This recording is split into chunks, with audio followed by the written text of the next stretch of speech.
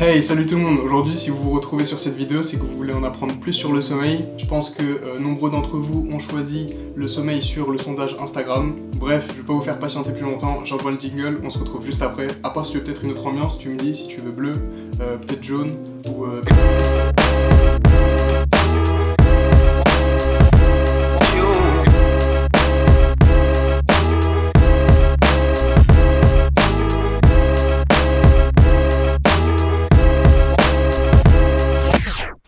Tout d'abord, pour te décrire le sommeil, il faut que tu saches que le sommeil est composé de deux phases.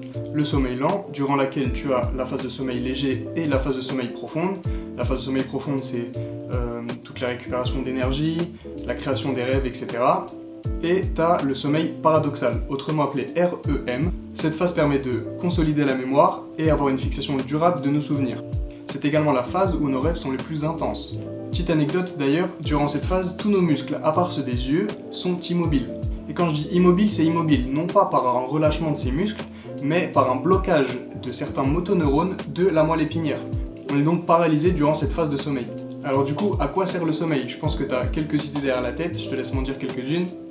Ok, récupérer. Je suis KO. Faut que je dors là, faut que je me récupère. Oui, se reposer, oui, ouais. Mais c'est pas suffisant.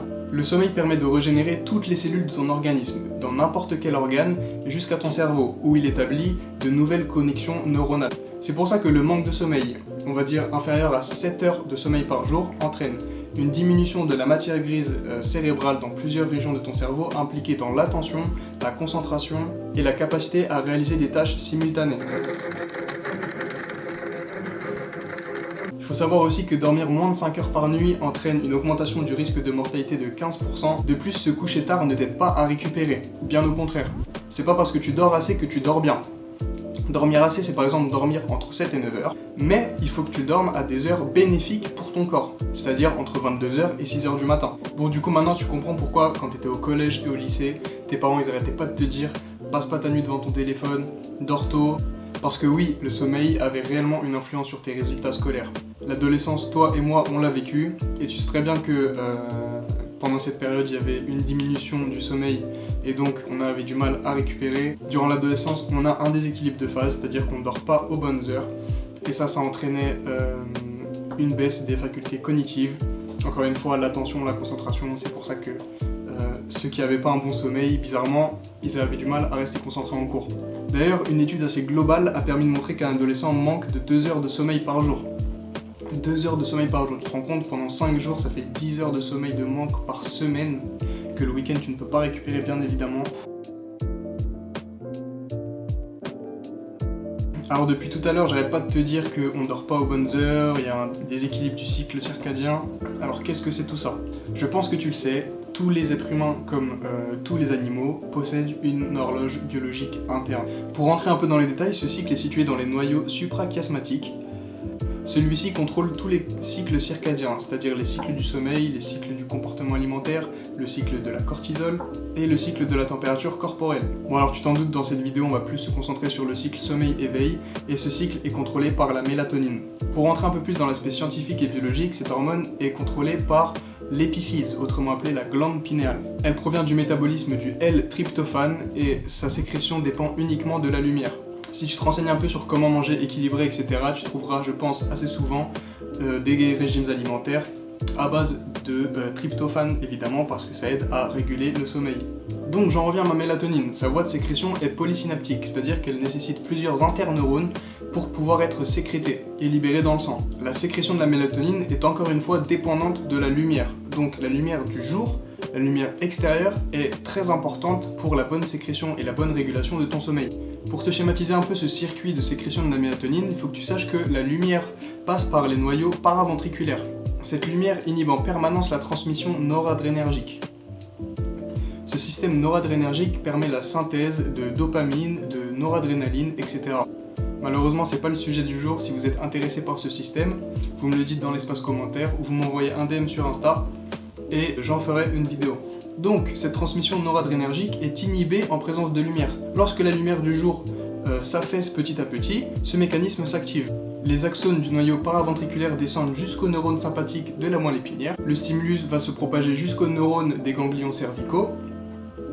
allant se projeter sur la glande pinéale. L'obscurité induit donc la dégradation du L-tryptophane en N-acétylsérotonine, se transformant à l'aide de l'AMPC en mélatonine. Celle-ci sera libérée dans le sang où elle atteindra les circuits du tronc cérébral où elle pourra exercer son contrôle. Chez certains aveugles, la mélatonine est en libre cours, c'est-à-dire que sa sécrétion ne cesse d'être stimulée parce que la rétine ne capte pas la lumière et donc stimule de façon permanente les NSC. Donc, après cette petite explication scientifique, tu en déduis que l'exposition au téléphone, aux écrans tard le soir, entraîne un décalage du pic de mélatonine durant le sommeil, et donc ta fatigue est décalée de plus en plus tard, et donc tu t'endors de plus en plus tard, et donc cause à effet, tu perds de l'attention, de la concentration, du volume de matière grise, etc. Bon, c'est très schématisé, très vulgaire, mais dans l'intention c'est ça. Et c'est pour ça que les animaux sont aussi bien réglés dans la nature, c'est que le soleil agit beaucoup mieux qu'un réveil. Pour faire une petite aparté sur les écrans, on t'a déjà parlé de la lumière bleue. C'est sûr, on l'entend partout. La lumière bleue, en fait, c'est la lumière visible la plus haute énergétiquement parlant. Qui dit l'onde visible la plus haute énergétiquement parlant dit l'onde qui se rapproche le plus des UV. Et c'est donc cette lumière qui est dégagée par nos téléphones et qui atteint notre rétine. Tu comprends bien que c'est fortement déconseillé de rester sur son téléphone, hein, sur Twitter, je vous connais. D'ailleurs, les personnes qui ont voté UV sur le sondage Instagram, vous aurez une deuxième chance, hein, comme je vous l'ai dit. Évidemment, ces UV, c'est pas forcément très rassurant pour ton corps, ça entraîne un vieillissement prématuré du cristallin et de la rétine. Bon alors laisse-moi un peu t'expliquer les raisons de ces conséquences.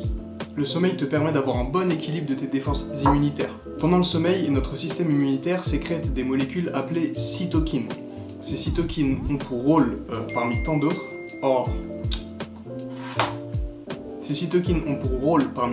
de recruter ces cellules immunitaires et de les amener à l'endroit de l'inflammation. Donc si tu ne dors pas assez ou la qualité de ton sommeil n'est pas bonne, la concentration de cytokines ne va pas être bonne afin de répondre à des attaques pathogènes par des équipes de microbes, et ton corps a du mal à gérer à la fois le manque de sommeil et les équipes pathogènes. Des conséquences aussi de la privation de sommeil, c'est la sécrétion de gréline, à défaut de celle de leptine. La gréline, c'est en fait une molécule qui stimule la sensation de faim et non de satiété. Elle stimule donc notre appétit et réduit notre dépense physique, ce qui peut amener à une plus grosse échelle de temps à l'obésité et à un diabète soit naissant, soit l'aggraver. Alors, un des points aussi importants de cette vidéo, c'est la question sur la somatropine.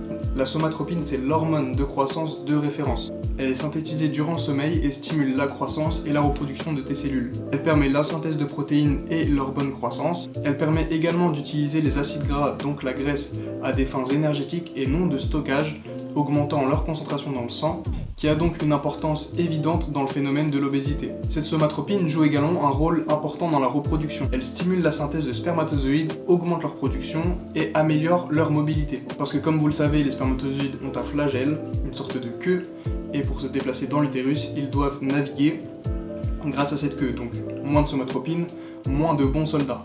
Donc ça c'était chez l'homme. Chez la femme, elle augmente la croissance folliculaire et l'induction de l'ovulation.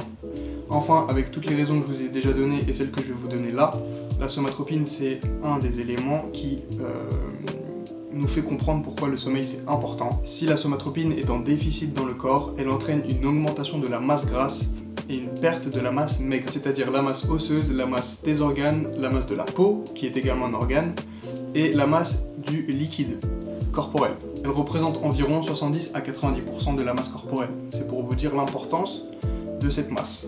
Et donc vu que la déficience de la somatropine entraîne une perte de la masse maigre, elle entraîne également un arrêt du développement des cartilages osseux, elle entraîne aussi la diminution de la résistance à l'effort et au froid. Et dernière raison de cette vidéo de pourquoi le sommeil est très important, c'est l'insuline, l'hormone qui permet de stocker le glucose, donc le sucre. Cette insuline voit son action baisser de 50% lors du manque de sommeil et sa sécrétion de 30%. C'est-à-dire qu'elle sera beaucoup moins apte à stocker dans votre foie et dans vos muscles le sucre, entraînant évidemment le diabète.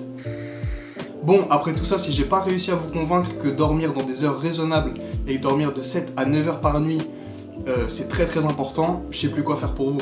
En tout cas, j'espère que vous avez apprécié cette vidéo. N'oubliez pas, si vous avez une question ou un sujet qui vous intéresse, vous me le mettez dans l'espace commentaire YouTube ou vous me l'envoyez en DM Insta. On en parle et on voit ce qu'on peut faire. N'oubliez pas de vous abonner à la chaîne YouTube, d'activer les petites notifications et à ma chaîne Instagram pour ne rien manquer des sujets à suivre.